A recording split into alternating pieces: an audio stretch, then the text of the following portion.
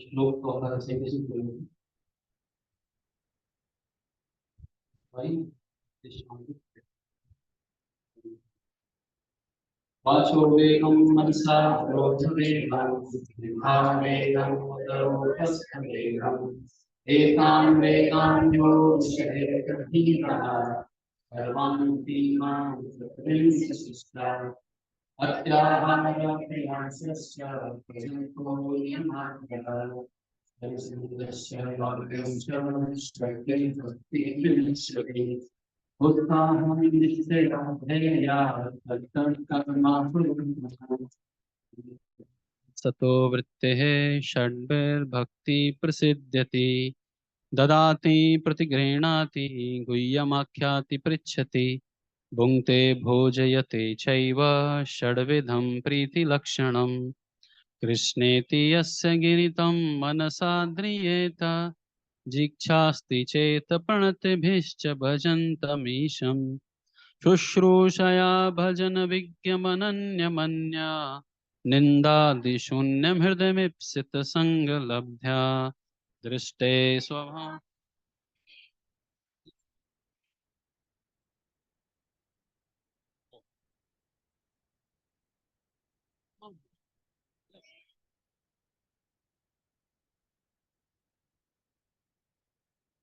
स्यात् कृष्ण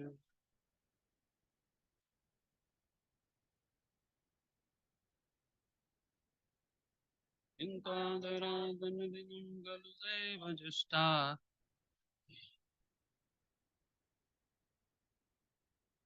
कुंड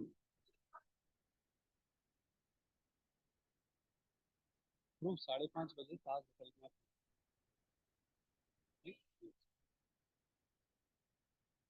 कालं नयेदखिलमित्युपदेशसारम् वैकुण्ठाज्जनितो वरा मधुपुरी तत्रापि रासोत्सवात् वृन्दारण्यमुदारपाणिरमणा तत्रापि गोवर्धनः राधाकुण्डमिहापि गोकुलपते प्रेमामृताप्लावनात् कुर्यादस्य विराजतो गिरितटे सेवां विवेकी न कः कर्मेभ्यः परितो हरे प्रियतया व्यक्तिं ययुर्ज्ञानिनस्तेभ्यो ज्ञानविमुक्तभक्तिपरमा प्रेमेकनिष्ठस्ततः तेभ्यस्ता पशुपालपङ्कजदृशास्ताभ्योऽपि साराधिका प्रेष्ठा तद्वदीयं तदीयसरसि तां नाश्रयेत् कः कृती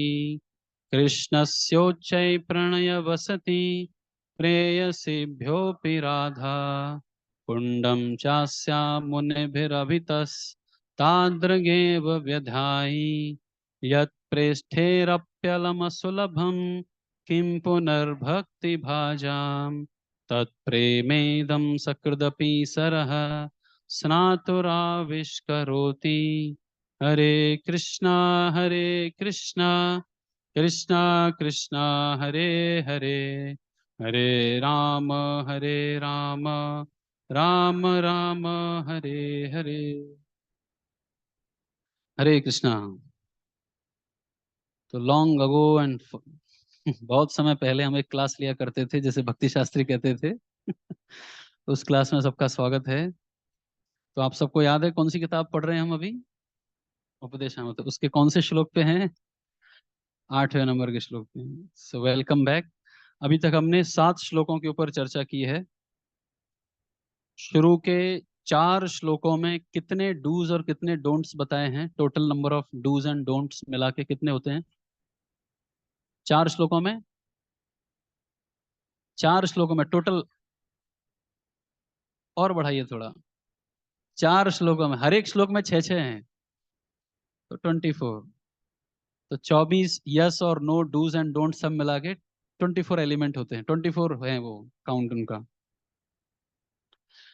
तो शुरू का जो पहला नंबर का श्लोक है, वाचो बेगम मनसा क्रोध बेगम, हो गया भाई साहब। सो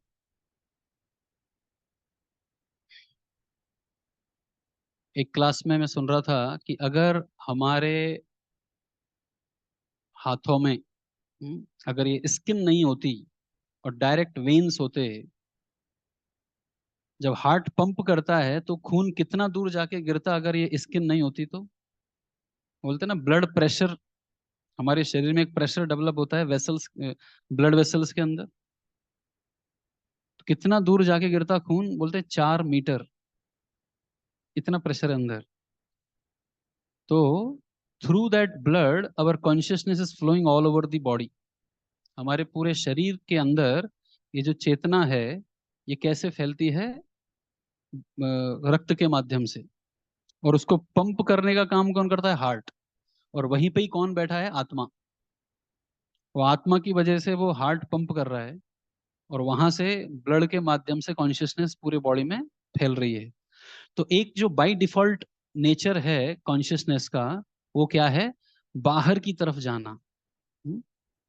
सो इस बाहर जाते हुए कॉन्शियसनेस को योगी लोग क्या करते हैं? कंट्रोल करने का ट्राई करते हैं, उसको होल्ड बैक करने का ट्राई करते हैं। आपने देखा होगा ये प्राणायाम में लोग ऐसा कुंभक रेचक पूरक ऐसा बोलते हैं उसको, अपने ब्रीदिंग प्रोसेस को कंट्रोल करने का ट्राई करते हैं वो। इन सब से वो क्या प्रयास कर रहे हैं? ये जो बाहर जाने वाली कॉन्शियसनेस है, जिससे हम बाह्य वस्तुओं को आस्वादन करना चाहते हैं, इंजॉय करना चाहते हैं, उस कॉन्शियसनेस को भी इन्वॉल्व करना है। इसको अंदर की तरफ लेके आना है। तो अंदर की तरफ लाना है तो कहाँ ब्रेक लगाना है, वो पहला वर्ष बताता है हमको। वाचो वेगम मनसा क्रोध, इन वेगों को नियंत्रित करो पहले, तो कॉन्शियसनेस धीरे धीरे अंदर आएगी। तो ये पहला श्लोक था। और इस पहले श्लोक में क्या बताया गया था कि क्या बनना है? अगर इन वेगों को कंट्रोल कर लिया तो क्या बन जाएंगे हम? गोस्वामी या शिष्य या गुरु। तो गुरु बनने के लिए कंट्रोल करना है, उसके लिए लाइफ स्टाइल कौन सी होनी चाहिए? वो दूसरे श्लोक में है। दूसरे, तीसरे और चौथे श्लोक में वो लाइफ स्टाइल है। अत्याहार नहीं करना है, उत्साह निश्चात धैर्यात करना है, और भक्तों के साथ ददाति प्रतिगृहणाति आदान प्रदान करने हैं। ये सब करते करते हमें दोष आ गया क्या? नहीं, 3 तरह के लोगों के साथ डील करना है। कनिष्ठ मध्यम अधिकार, मध्यम उत्तम अधिकारी के साथ। और फिर उनमें दोष नहीं देखने, वो छठा श्लोक है। और इसेंस क्या है स्पिरिचुअल लाइफ का? भगवान के नाम का जप करना है। लेकिन अभी जप करने में रुचि नहीं है, क्योंकि अभी हमें एक बीमारी हो गई है। कौन सी बीमारी? अविद्या। पीलिया नहीं हुआ है, अविद्या हुआ है। पीलिया से उसको कंपेयर किया है। तो और उस डिजीज का ये क्या है सॉल्यूशन? आई मीन उसका इलाज, अविद्या का बीमारी का इलाज क्या है? नाम जप नहीं। किस तरह का नाम जप? किंतु आदरात अनुदिनम, रेस्पेक्टफुल एंड डेली। तो रेस्पेक्ट किसके लिए है? सिर्फ हरिनाम के लिए?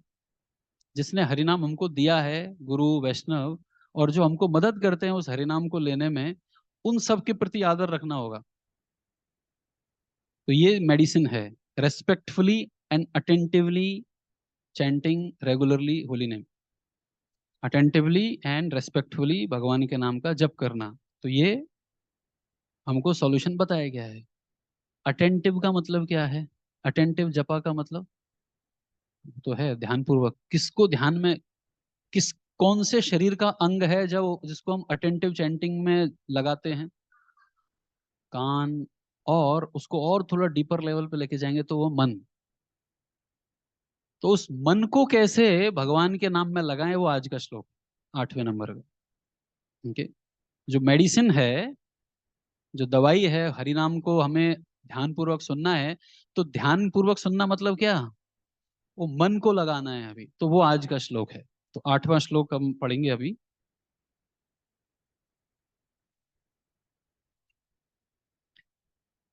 तन्नाम रूप चरितादि सुकीर्तनानु स्मृत्यो क्रमेण रसना मनसि नियुज्य तिष्ठन् ब्रजे तदनुरागी जनानुगामी कालं नयेत् अखिलमित्युपदेश सारम् इति उपदेश सारम। जितने भी उपदेश दिए गए अभी तक वो किस लिए दिए गए, वो सार ये है जो आज के श्लोक में बताया जाएगा। क्लियर है लास्ट लाइन? इति उपदेश मतलब इस श्लोक के साथ उपदेश खत्म हो गए। अभी अभी 9 10 11 जो 3 श्लोक है उसमें उपदेश नहीं दिए जाएंगे, उसमें भी एक्सटेसी ये सब पालन किया तो वो जो आनंद आने वाला है वो 9वें 10वें और 11वें श्लोक में है। तो उपदेशों का सार क्या है ये आज के श्लोक में बताया है कि जैसे कई बार हम डिटेल्स में अटक जाते हैं। मैंने एक उदाहरण दिया था शायद, law of the letter and the spirit, letter of the law, spirit of the law. कोई नियम होता है तो उसका कुछ लेटर होते हैं ना, शब्द होते हैं। जैसे किसी मंदिर में एक चौकीदार बैठा रहता था, वो बाजू में उसके एक स्टैंड लगा हुआ है, चप्पल यहाँ उतारें। तो जो भी आता था उसको बोलता था चप्पल यहाँ उतारो, चप्पल यहाँ उतारो। तो एक दिन एक बड़ा कार वाला व्यक्ति आया, वो अपनी चप्पल कार में रख के और मंदिर को दर्शन करने आया। तो चौकीदार ने क्या बोला? चप्पल यहाँ उतारे। अभी वो नियम पालन कर रहा है लेकिन स्पिरिट भूल गया। स्पिरिट यह है कि मंदिर के अंदर बिना चप्पल के जाना है। अभी चप्पल तुम घर में उतार के लाओ या कार में उतारो या यहाँ उतारो, बात एक ही है। तो ऐसे ही इतने सारे उपदेश हैं। अत्याहार नहीं करना है, उत्साह से रहना है, ददाति प्रतिगृह्णाति, नाम जप, इनका सार क्या है? इति उपदेश सारम, ये आज के श्लोक में सबका इसेंस बताया है। तो क्या है वो उपदेश? तो कहते हैं, तो वर्ड टू वर्ड मीनिंग पढ़ लेते हैं हम पहले। तत् यानी भगवान श्री कृष्ण का, तत् मतलब उसका, उसका किसका? भगवान का। तत् नाम उसका पवित्र नाम, रूप उनका रूप, चरित्र आदि, चरित्र लीलाएं आदि। तो नाम रूप गुण लीला, बेसिकली ये 4 चीजें। आपको अगर किसी भी, भगवान छोड़िए, किसी भी व्यक्ति का पूरा एड्रेस चाहिए, कंप्लीट पर्सनैलिटी जाननी है, तो कहाँ से शुरू होता है? एक दूसरे को हम बताते हैं कि पहला इंट्रोडक्शन क्या बताते हैं उसको? अपना नाम बताते हैं। नाम बताते तो साथ में, जैसे आप मान लीजिए घर पे आप अपने मदर फादर भाई बहन से किसी से बात करते हैं तो आपको उसकी आवाज सुनाई देती है, तो उसका फॉर्म भी दिख जाता है, ये चश्मे वाला है, टकलू है, जो भी है। राइट? तो नाम के साथ उसका रूप कनेक्टेड है। फिर हर एक व्यक्ति के कुछ ना कुछ गुण होते हैं। कुछ लोग, कई बार तो लोग खुद ही बताना शुरू कर देते हैं अपने गुणों के बारे में, मैं ये हूँ, मैं वो हूँ। नाम रूप गुण और मेरी सभी लीलाएं, मैंने क्या क्या कार्य किए, ये अचीवमेंट है, एंड दिस एंड दैट। तो ये 4 चीजें किसी व्यक्ति के बारे में अगर आपको पता लगी तो यू नो हिम कंप्लीटली। तो ऐसे ही भगवान को जानना है तो उनका नाम, उनका रूप गुण लीला, तो ये सभी चीजें। तो इन नाम रूप गुण लीलाओं का क्या करना है? सुकीर्तन, नॉर्मल कीर्तन नहीं, सुकीर्तन, अच्छे से कीर्तन करना। चर्चा करने या उत्तम रीति से कीर्तन करने में, अभी कीर्तन अगर करेंगे अच्छे से तो उसका नेक्स्ट स्टेप क्या होगा? अनुस्मृत्यो, स्मरण करने में। जो चीज हम बोल रहे हैं, सुन रहे हैं, जिन चीजों के हम संग में हैं, वही हमारे स्मरण में आता है। आप में से कितने लोगों को स्मरण आता है कि अफ्रीका के जंगलों में हाथी कितना टन घास खाते होंगे? कभी सोचा है किसी ने? क्यों? क्योंकि कभी कीर्तन नहीं किया उसका, कभी सुना नहीं, कभी बोला नहीं उसके बारे में, लेकिन खाते तो हैं। हाथी खा रहे हैं, वो सब काम चल रहा है। तो जिस चीज का हम कीर्तन करेंगे, सुकीर्तन करेंगे, अनुस्मृति, वो धीरे धीरे स्मरण में आएगा, क्रमेण, धीरे धीरे। कहाँ से शुरू होगा ये कीर्तन? रसना, यानी जीभ से शुरू होगा, और बाद में वो कहाँ तक जाएगा? मनसी, मन तक जाएगा। वो नियोज्य, रसना यानी जिह्वा को लगाना है और मन को लगाना है। तो भगवान के नाम, अभी तक की लाइन का क्या अर्थ हुआ? कि भगवान का जो रूप है, गुण है, नाम है, इनका हमें कीर्तन करना है और उनको धीरे धीरे स्मरण में, उनको याद करते रहना है। और इसमें किसको लगाना है? जिह्वा को पहले लगाना है, फिर कान लगाने हैं, फिर धीरे धीरे मन भी लगेगा। लोग शुरुआत में मन को लगाने पे पीछे पड़ जाते हैं, प्रभु जी मन ही नहीं लगता जप में। तो उनको क्या बोलना चाहिए। जिह्वा को लगाओ पहले। जिह्वा लगती है कि हाँ जिह्वा लगती है, लेकिन मन भागता रहता है इधर उधर, तो मन बाद में आएगा। पहले जिह्वा कान इनको लगाना है। अब इनको कहाँ लगाना है? बेस्ट प्लेस, सबसे अच्छी जगह क्या है भजन करने की? तिष्ठन व्रजे, वृंदावन में जाके बैठिए। और अभी हम सोचेंगे वृंदावन जाके मैं अपनी अपनी कुटिया बनाता हूँ और वहां एक मचान पे खड़ा होकर आराम से हरे कृष्णा जपूंगा। नहीं। तद अनुरागी जन अनुगामी, किसी का अनुगत, किसी के पीछे, किसी के मार्गदर्शन में रहकर वृंदावन में रहना है। तो इसमें लिखा है तद अनुरागी। तद का मतलब वही भगवान कृष्ण के अनुरागी, यानी भगवान के जो प्रेमी भक्त हैं, अनुरक्त, जिनको भगवान से प्रेम है, ऐसे जन के अनुगामी, पीछे पीछे चलते हुए, यानी गाइडेंस में रहकर, किसी शुद्ध भक्त के मार्गदर्शन में रहकर वृंदावन में बैठना है और भगवान का भजन करना है। और इस तरह से कालम नयेत, समय को स्पेंड कीजिए, जिसको कहते हैं टाइम पास कीजिए। कालम नयेत, टाइम पास कैसे करना है? वृंदावन में बैठकर भगवान के नाम रूप गुण लीलाओं का अच्छा से कीर्तन करना है। इति उपदेश सारम, वो वृंदावन में बैठने के लिए, अच्छे से भजन करने के लिए सारे उपदेश बोले गए थे। लेकिन आप बोलेंगे पहले श्लोक में तो बोला था गुरु बनना है, गुरु बनने के लिए ये सब करना पड़ेगा।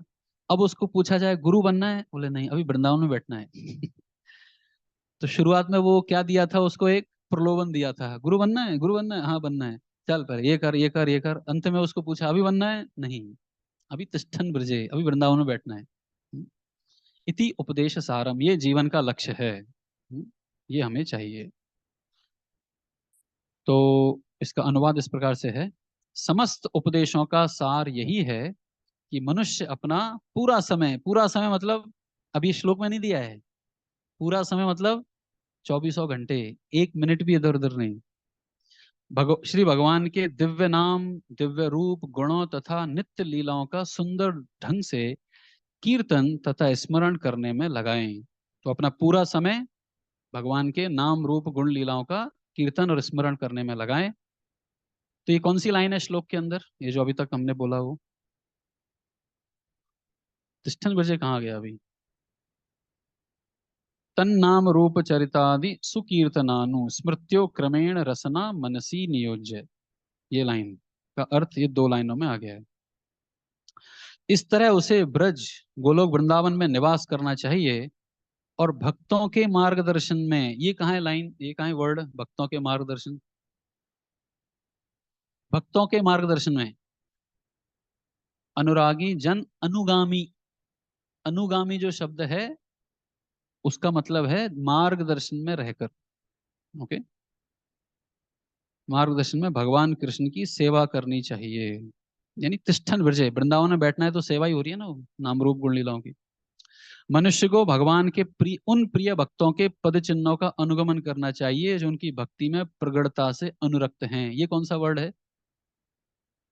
तद अनुरागी जन, भगवान के अनुरागी जन, यानी जो लास्ट लाइन है ये, भगवान के प्रिय भक्तों के पद चिन्हों का अनुगमन करना चाहिए।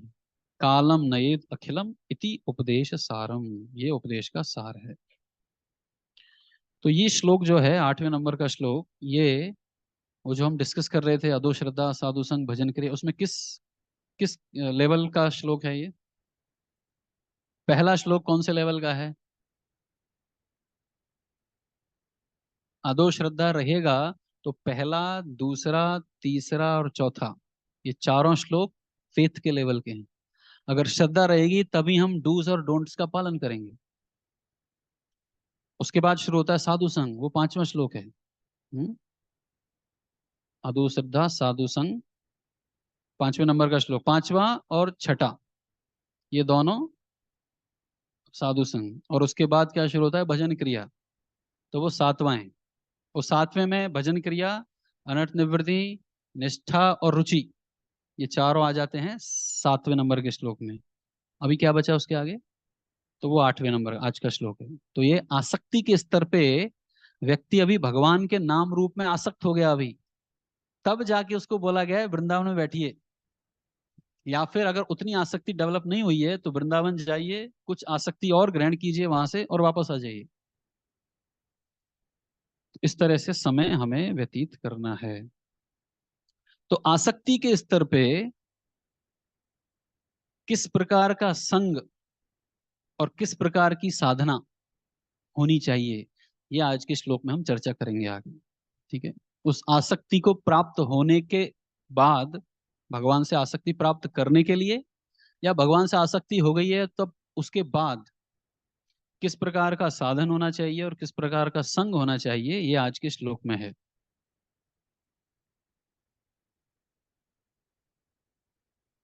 तो इस श्लोक में तीन चीजें बताई गई हैं।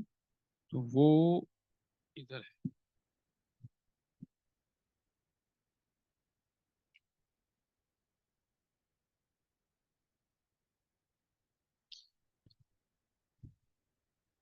अगर हमें अच्छे से भक्ति करनी है तो तीन प्रिंसिपल्स फॉलो करने चाहिए, इस श्लोक में बताया गया है। अब इसको मैं पहले इंग्लिश में लिख देता हूँ, फिर इसको हिंदी में ट्रांसलेट करेंगे। Mastery under the master, under the guidance of master.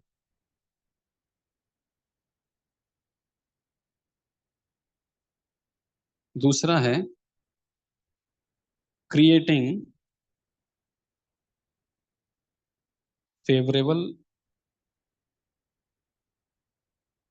Environment.